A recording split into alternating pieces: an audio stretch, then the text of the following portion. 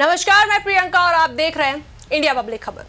Congress party इन दिनों सरकार को घेरने की तैयारी में जुटी है। मुद्दा है ईरान, अमेरिका, इजरायल के बीच बढ़ता तनाव और उस पर भारत का रुख।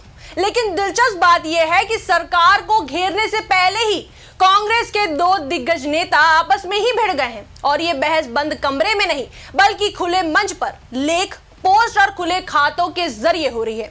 जी हां, हम बात कर रहे हैं कांग्रेस के वरिष्ठ नेताओं मणिशंकर अय्यर और शशि थरूर की। दोनों के बीच विदेश नीति को लेकर ऐसा शब्द युद्ध छिड़ा है कि अब ये बहस सिर्फ विचारों तक सीमित नहीं रही बल्कि राजनीतिक तंज और व्यक्तिगत टिप्पणियों तक पहुंच चुकी है। आइए समझते हैं कि आखिर मामला शुरू कहां से हुआ और अब ये बहस किस मोड़ पर पहुंच चुकी है। दरअसल पूरा विवाद तब शुरू हुआ जब मणिशंकर अय्यर ने फ्रंटलाइन पत्रिका में एक लेख लिखा। इस लेख में उन्होंने शशि थरूर की विदेश नीति को लेकर कड़ी आलोचना की। अय्यर का कहना था कि थरूर का रुख उस नेहरूवादी विदेश नीति से अलग है जिस पर कभी कांग्रेस गर्व किया करती थी। अय्यर ने अपने लेख में यह भी संकेत दिया कि अमेरिका और इजरायल को लेकर थरूर का नजरिया बहुत नरम है।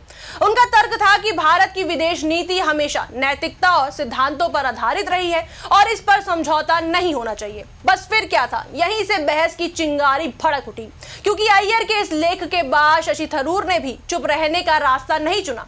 उन्होंने सोशल मीडिया प्लेटफॉर्म एक्स पर लंबी पोस्ट लिखकर अय्यर को जवाब दिया और जवाब भी ऐसा कि पढ़ने वालों को साफ समझ आ गया कि ये सिर्फ वैचारिक बहस नहीं है बल्कि अब मामला प्रतिष्ठा तक पहुंच चुका है। थरूर ने अपने जवाब की शुरुआत लोकतंत्र की बात से की। उन्होंने लिखा कि असहमति होना कोई गलत बात नहीं है। लोकतंत्र की खूबसूरती ही यही है कि लोग अलग अलग राय रख सकते हैं।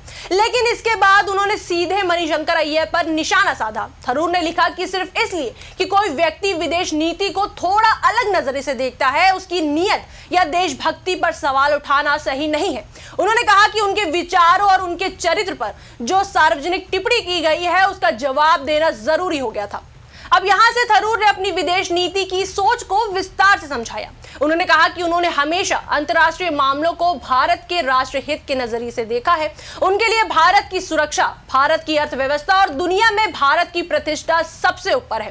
थरूर के मुताबिक दुनिया की राजनीतिक हकीकत को समझना और उसी हिसाब से फैसले लेना कोई मोरल सरेंडर यानी नैतिक आत्मसमर्पण नहीं है बल्कि यह जिम्मेदार कूटनीति का हिस्सा है। यानी सरल भाषा में कहें तो थरूर का कहना है कि विदेश नीति सिर्फ आदर्शों से नहीं चलती, उसमें व्यवहारिकता भी जरूरी होती है।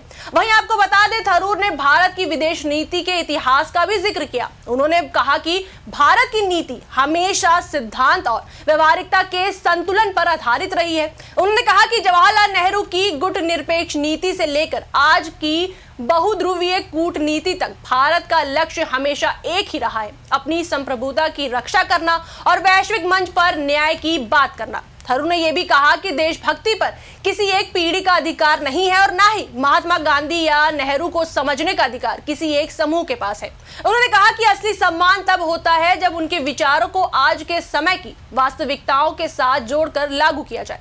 अब यहाँ से बहस और दिलचस्प हो जाती है। थरूर ने अपने जवाब में इतिहास के उदाहरण भी दिए। उन्होंने कहा कि भारत ने कई बार ऐसी स्थिति का सामना किया है जब किसी देश की गलत कार्रवाई पर तुरंत सार्वजनिक आलोचना नहीं की गई क्योंकि हमारे अपने राष्ट्रहित उससे जुड़े थे। उन्होंने उदाहरण देते हुए कहा कि सोवियत यूनियन के साथ भारत के रिश्ते इतने महत्वपूर्ण थे कि हंगरी और अफगानिस्तान जैसे मामलों में भी भारत ने बहुत संतुलित रुख अपनाया था। थरूर का तर्क था कि विदेश नीति में सिर्फ आदर्शवाद से काम नहीं चलता बल्कि रणनीतिक सोच भी जरूरी होती है और यही बात उन्होंने मौजूदा परिस्थितियों से जोड़कर समझाई। थरूर ने कहा कि आज खाड़ी देशों के साथ भारत के बड़े आर्थिक और रणनीतिक हित जुड़े हैं। करीब 200 अरब डॉलर का व्यापार है। भारत की ऊर्जा सुरक्षा उनसे जुड़ी हुई है और लगभग 90 लाख भारतीय वहां काम करते हैं। ऐसे में विदेश नीति बनाते समय इन सभी पहलुओं को ध्यान में रखना पड़ता है। वहीं थरूर ने अमेरिका को लेकर भी अपनी स्थिति स्पष्ट की। उन्होंने कहा कि आज अमेरिका में ऐसी सरकार है जो अंतर्राष्ट्रीय कानून को हमेशा उसी तरह प्राथमिकता नहीं देती जैसा भारत चाहता है, लेकिन अगर भारत खुलकर उसे चुनौती देता है तो उसके परिणाम भी हो सकते हैं।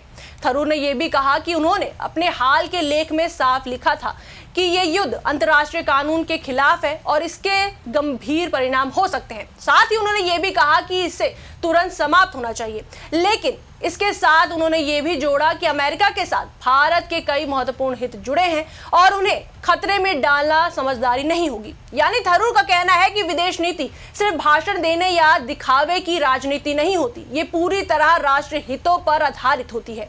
वहीं आपको बता दें, ये बहस यहीं खत्म नहीं हुई। थरूर ने अपनी विदेश यात्राओं को लेकर लगे आरोपों का भी जिक्र किया। उन्होंने साफ कहा कि उनकी विदेश यात्राओं को सरकार प्रायोजित बताना पूरी तरह गलत है। थरूर के मुताबिक ऑपरेशन सिंदूर को छोड़कर उनकी बाकी सभी विदेश यात्राएं निजी रही हैं। ना तो उन्हें सरकार आयोजित करती है और ना ही उनका खर्च सरकार उठाती है। उन्होंने बताया कि दुनिया भर के कई विश्वविद्यालय और संस्थान उन्हें व्याख्यान के लिए आमंत्रित करते हैं, लेकिन काम की व्यस्तता के कारण वह अधिकांश निमंत्रण स्वीकार नहीं कर पाते। इसके बाद आखिर में थरूर ने अय्यर पर हल्का सा तंज भी कस दिया। उन्होंने याद दिलाया कि कांग्रेस अध्यक्ष पद के चुनाव के समय अय्यर ने उनका समर्थन किया था, जिसके लिए वह आभारी हैं। वहीं जब अय्यर को पार्टी से निलंबित किया गया था, तब उन्होंने भी उनके समर्थन में आवाज उठाई थी। थरूर ने लिखा कि अय्यर ने अपने पत्र के अंत में रास्ते अलग होने की बात कही है, लेकिन सच ये है कि ऑपरेशन सिंदूर पर उनके बोलने के बाद से ही अय्यर लगातार उनके बारे में टिप्पणियां कर रहे थे। थरूर ने कहा कि उन्होंने अब तक सार्वजनिक रूप से प्रतिक्रिया नहीं दी थी, लेकिन हाल की टिप्पणियों के बाद जवाब देना जरूरी हो गया था। अब सवाल यह है कि इस पूरे विवाद का राजनीतिक मतलब क्या है, क्योंकि जिस समय कांग्रेस सरकार की विदेश नीति पर सवाल उठाने की कोशिश कर रही है, उसी समय पार्टी के दो वरिष्ठ नेता सार्वजनिक बहस में उलझे हुए हैं। वहीं इस पर राजनीतिक विशेषज्ञों का मानना है कि ये बहस सिर्फ विदेश नीति तक सीमित नहीं है, ये कांग्रेस के अंदर चल रही वैचारिक बहस को भी दिखाती है, जहां एक तरफ पारंपरिक नेहरूवादी सोच है तो दूसरी तरफ नई वैश्विक वास्तविकताओं के हिसाब से नीति बनाने की बात। लेकिन राजनीतिक गलियारों में लोग ये भी कह रहे हैं कि कांग्रेस के भीतर की ये ओपन डिबेट कहीं सरकार को घेरने की रणनीति पर भारी न पड़ जाए, क्योंकि फिलहाल तो तस्वीर कुछ ऐसी बनी है कि सरकार से ज्यादा चर्चा कांग्रेस के भीतर चल रही इस शब्द युद्ध की हो रही है। और अब देखना यह होगा कि ये बहस यहीं थमती है या आगे और तीखी होती है, क्योंकि राजनीति में बहस शुरू तो विचारों से होती है, लेकिन कब वह प्रतिष्ठा की लड़ाई बन जाए ये किसी को पता नहीं चलता। और फिलहाल कांग्रेस के अंदर यही सवाल गूंज रहा है कि क्या ये सिर्फ वैचारिक मतभेद है या फिर पार्टी के भीतर चल रही बड़ी बहस की शुरुआत। इस पर आपकी क्या राय है, हमें कमेंट सेक्शन में जरूर बताएं। वीडियो को लाइक करें, शेयर करें, हमारे चैनल को सब्सक्राइब करें।